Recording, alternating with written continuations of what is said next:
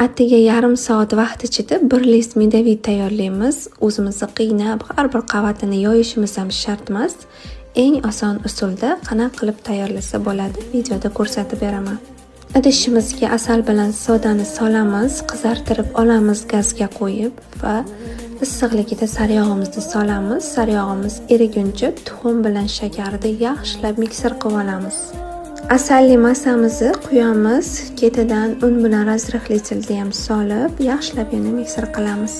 Massamizni to'rga bo'lib, listlarga yoyib, 4 marotaba pishirib olamiz. Chekkalarini ustiga urvoq qilish uchun kesib olamiz va zavarnoy krem tayyorlaymiz. Shakar bilan tuxum sarig'ini mikser qilamiz, un kraxmal solamiz, ustidan sutni quyib, qaynaguncha gazga qo'yib, zavarnoy krem tayyorlab olamiz. Kremimiz tayyor bo'lgandan keyin saryog' molokoni ustidan solamiz, issig'ida yaxshilab aralashtiramiz, har bir qavatiga suramiz. Shunaqa mazali medavigimiz tayyor.